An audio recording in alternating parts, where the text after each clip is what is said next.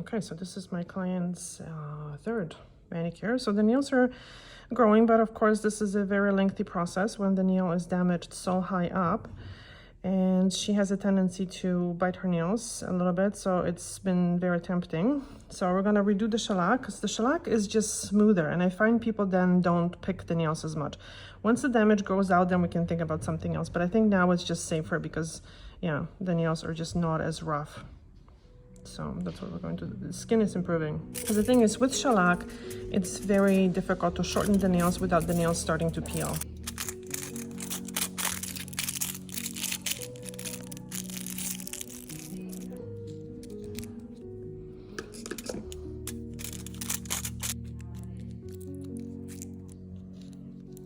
By the way, you don't always have to use these clips. I just find that in Canada, the foil was a little bit more sturdy. This is finer, and I find that it just kind of opens up when the clients are waiting for the product to soak off. So for me, it's just a little bit better, more secure to have the clips on. Clips by themselves are not very good because I find that the acetone evaporates very quickly. I've tried it, I don't like it, just the clips.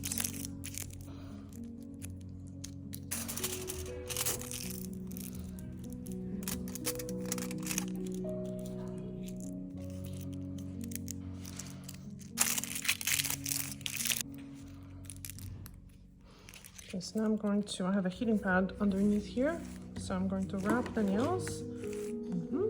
Okay, perfect. Put some heat on the nails and some weight, and that speeds up the removal process.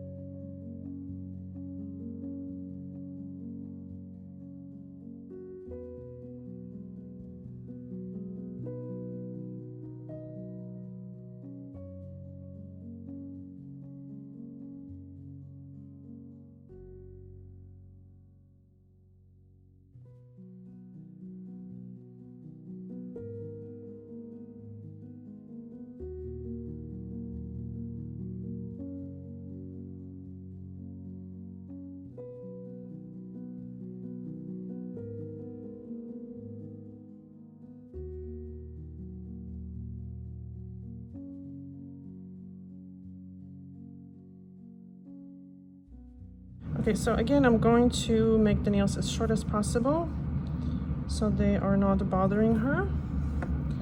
And after that, we're gonna do the cuticle detail. So I'm not trying to shape the nails at this point, they just have to be short. The shorter the better, the client is telling me.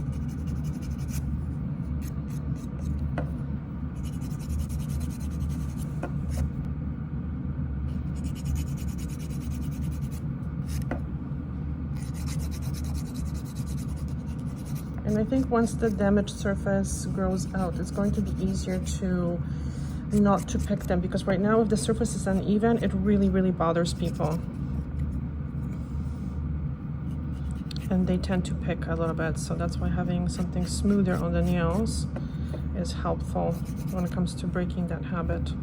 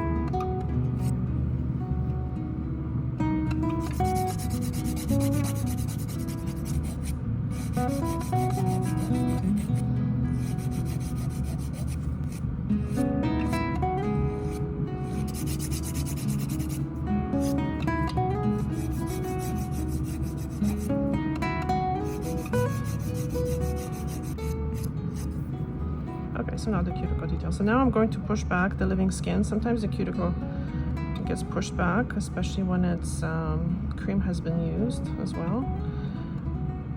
You see, so this white here, this is cuticle, but this is living skin. So here you can see a little bit better.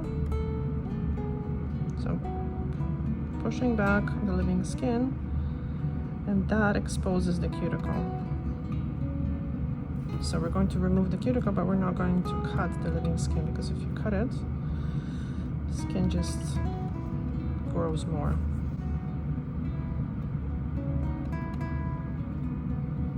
And it usually gets dry. It almost forms like a scab when you think about it, because if you have an injury to the skin, even if that injury is not bleeding, think about it. Sometimes maybe you scraped your elbow and it was not really bleeding, but still it created a scab. And this is what happens when people cut this living skin here, or when they abrade it with electric file too much. I mean, you know, there is exfoliation and then there is exfoliation. Sometimes, very often, unfortunately, people they try to do a very good job, I guess. They try to make the nails look as good as possible, but that improvement, unfortunately, is short-lived. So it looks maybe better initially, but you haven't really addressed the cause. And doing that on a regular basis makes the skin worse and worse over time. And I get many comments in the comment section saying that they had the same experience, that when that skin was cut, initially it looked good, but in a few days it starts to peel, it starts to look very inflamed. So long term, this is not a good solution. I'm going to use the file on a very low speed.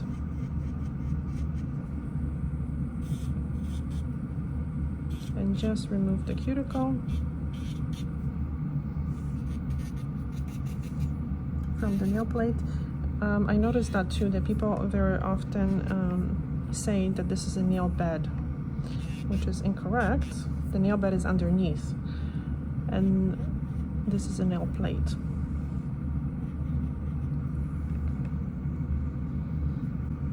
And these lines, initially I explained in the previous video that it was probably from a wrong angle of the electric file when they were shaping the product. And especially if the product is very hard, people tend to apply a little bit too much pressure, and then when the e-file slips a little bit, it gouges the nail like that. So you have to be very, very flat when you're working with electric file. And it's not electric file's fault. You can't blame the tool. It's just the wrong technique, because as you can see, I've been doing the manicures now for 3 weeks, and there is no red marks on the nail. Just has to be done correctly and very, very lightly, because you just want to remove the cuticle and exfoliate the skin just a little bit. So there's ideally less to pick, really. So now I'm going to grab the cuticle. As you can see, it's nice and smooth. So this can also be done with a cuticle pusher, like one of those tools, but that one needs to be really sharp in order to get that skin. So I just find this is much more effective for me to do it at the salon. Another way of getting rid of cuticle is to use a cuticle remover. But with cuticle remover, it has to stay on the skin, well, on the nail for more than a minute, and then the skin absorbs quite a lot of water in that time. And then when you go to put a product on top of a nail that has been exposed to a lot of water, the product is not going to bond properly. So it's a good way of removing cuticle and doing a manicure, but then ideally you would want to wait at least an hour for that nail to dry out, and that is just not possible in a salon. And people expect a good bond and lasting service when they go to a salon. And of course, they're not going to wait an hour for their nails to dry. So sometimes what I do in a salon is not necessarily like the best way. It's just that's what I have to do, because these are the circumstances. And obviously there is no one perfect method. There are sometimes different ways of achieving the same result.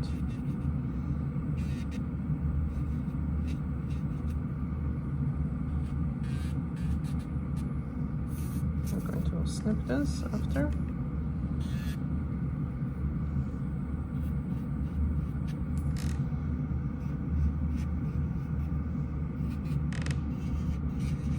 I get a lot of questions asking if the carousel or oil is beneficial even though you're wearing nail polish or gel polish. And yes, it is, because these products are good for the skin around the nails, not necessarily the nail. I mean, it is good for the nails too, but once you have product on your nails, the oil or carousel or anything is not going to absorb through the gel polish to the nail, but it actually might plasticize a little bit the coating, which might help. It's not going to benefit the nail as much. And this is why when people's nails are prone to surface damage, and I'm not talking about like overfiling or anything, just surface damage from constant nail polish wear, it's good to take breaks, a day or two, and then repolish the nails after if you're doing your manicures at home.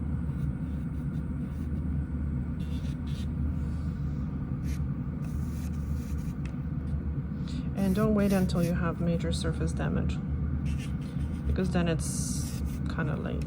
It's better to prevent it.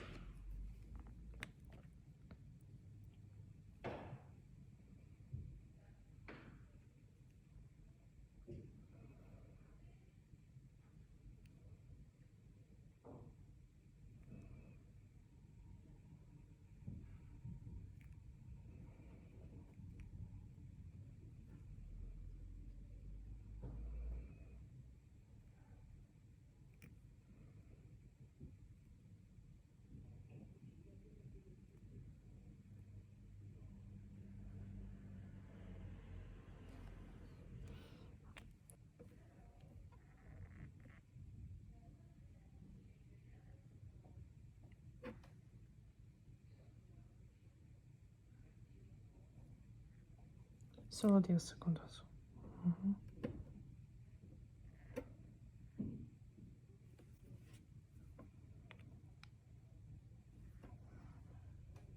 The shellac base coat only cures, well, it's 5 seconds actually.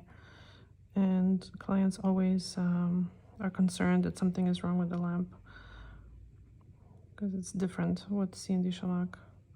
The base coat is only cured for a few seconds. But I guess the base coat does not fully cure in the 5 to 10 seconds. But once the first coat of color is applied, has to be, well, the first coat of color has to be applied very thin. So then the base coat cures together with that first layer of color, if that makes sense, from what I understand.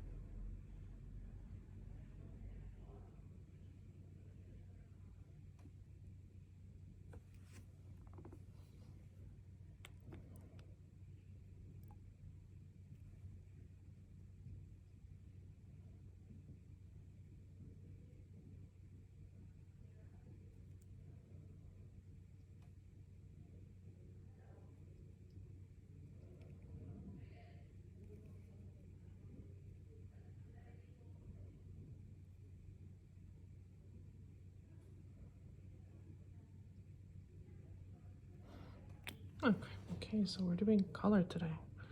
This is Charm. And I'm gonna complain, as I complain every time, the letters are way too small, like you can't see. The letters should be here in black.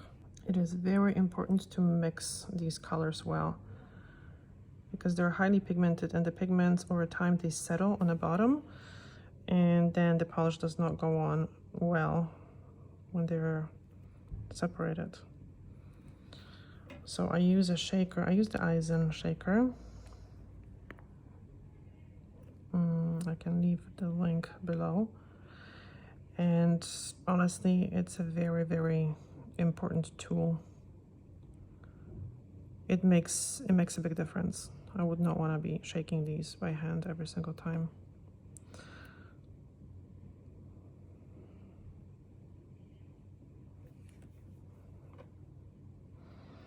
So the first coat, if it's even a little transparent, it's fine.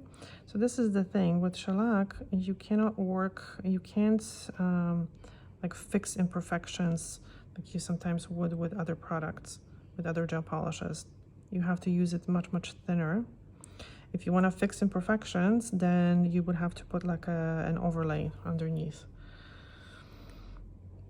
which they now call it structured base coat or something. But in the old days, when I started, we called this a natural nail overlay. So basically now you can do that because the products they have evolved, and these flexible products, they stay on very well even when they're applied very, very thin. Before, when we only worked with hard gels, you had to with overlay usually put a little bit more product and then you had to shape it. But I find nowadays with these flexible gels, it's incredible what you can do for an overlay.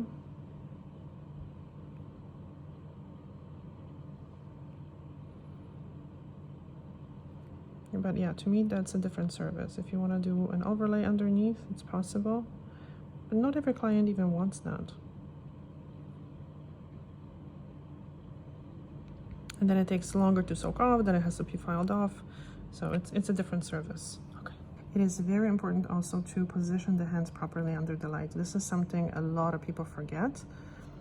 And I think the clients have to be really instructed at the beginning how to place the hand under the light. When you think about it, I don't know if you are old enough when you're watching to remember tanning salons and how particular people had to be in order to get a nice even tan. It's the same thing with these products. In order for them to cure properly, especially around the corners, especially the thumb, I find, they have to be positioned really, really well under the light. Because if the hand is positioned all the way in, the fingertips, especially when the fingertips are bended, or when the fingers are bent, the ends are not getting enough light. And you might not see it with naked eye. They might look cured, but they just are not properly cured, and they tend to peel on the ends when that happens. So it's very, very important to make sure that the hand is positioned properly.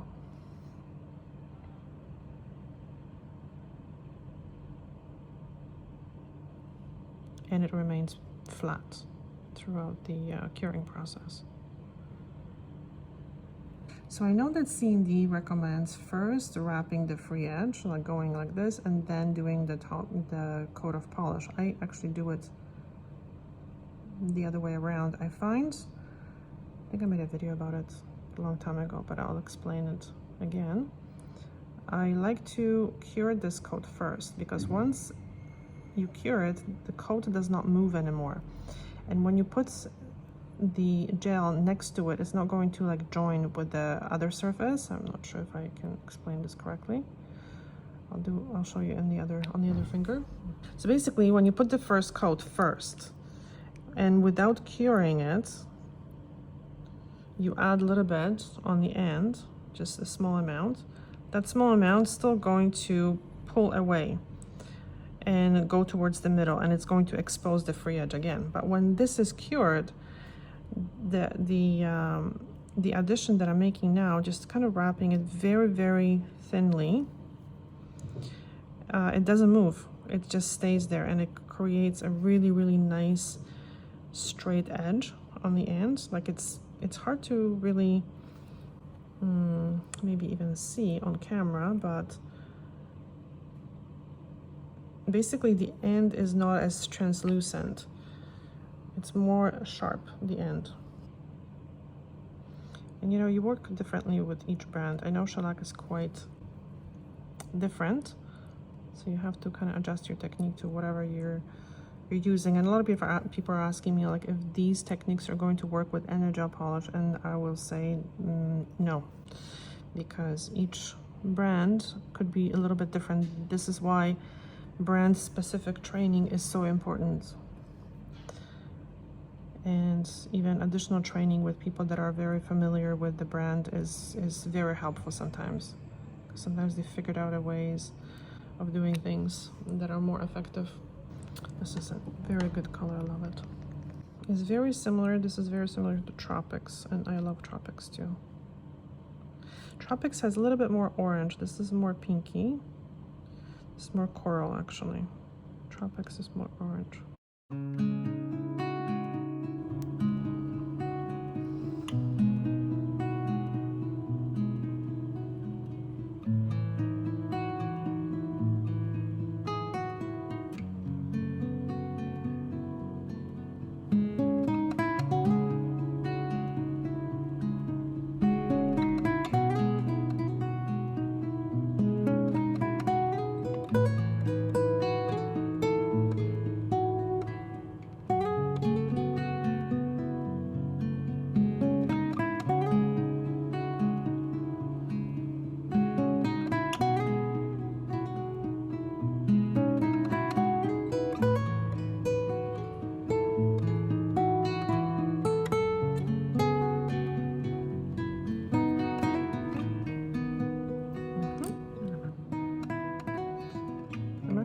Very curious. If you guys are using shellac on a regular basis, do you prefer the new brushes or the old ones?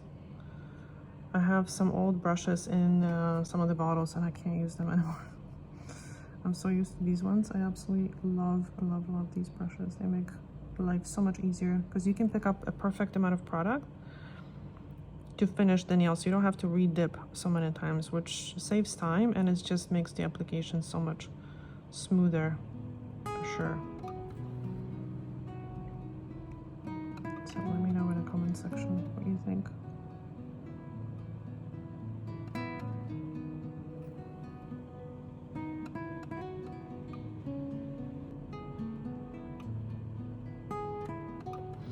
By the way, I always tell people to, even if the light goes off, if the lamp turns off, I ask them to keep the hand under the light, because like in the lamp, because sometimes when you're trying to do a very detailed thing and you're just like very close to the skin or something, and the client pulls their hand out, you can move this hand, and then it can, you know, you can flood the skin or something.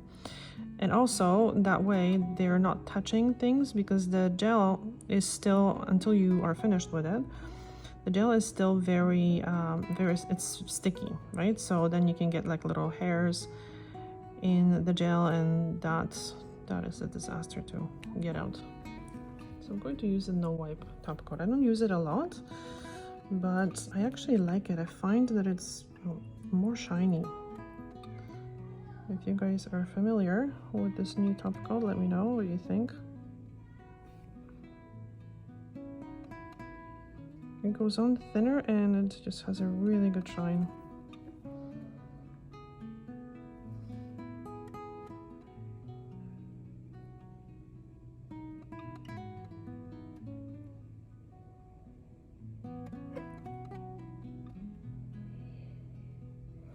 By the way, the surface of the nails, because it's a little bit uneven, it doesn't look as uneven in the regular light, because this lamp that I'm using, it has a lot of LED bulbs, and they are kind of making it look actually worse than it really is.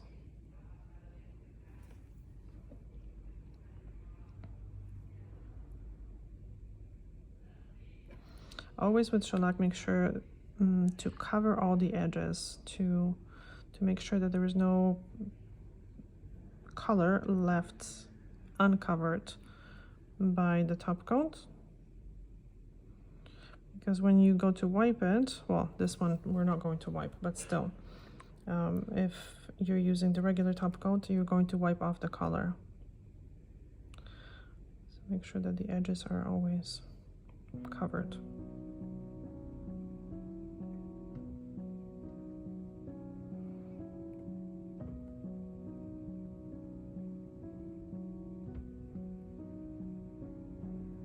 I have to say, I like working with this top coat. Okay.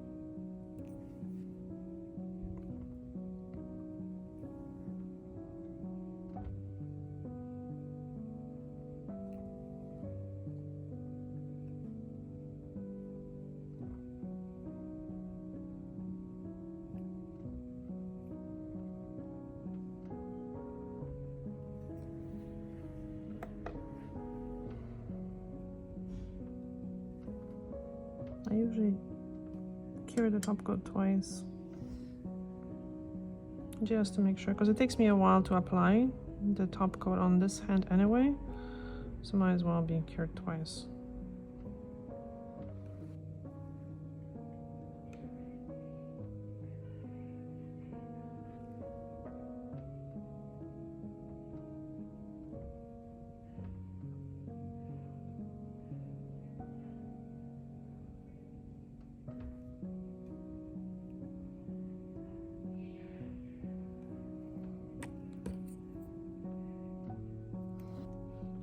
So you see how much more even they are in real light?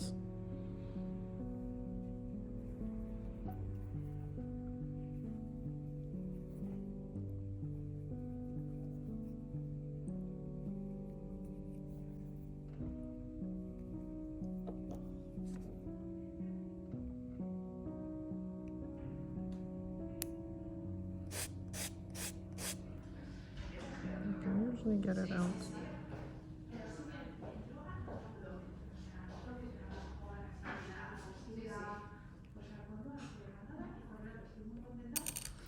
You know, on camera, this gap always is so much bigger. In real life, you don't see.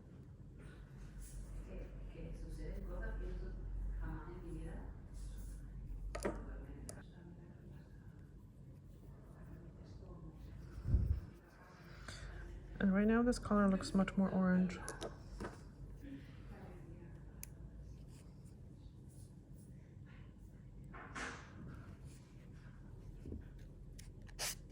Beautiful. This color looks really, really good. Amazing on darker skin tones, and also makes people look more tanned. And this color also looks very good on very pale skin tones. So this is one of those colors that looks really good on very different skin tones, and tropics as well. I think tropics is even more so better for every skin tone, so I highly recommend it.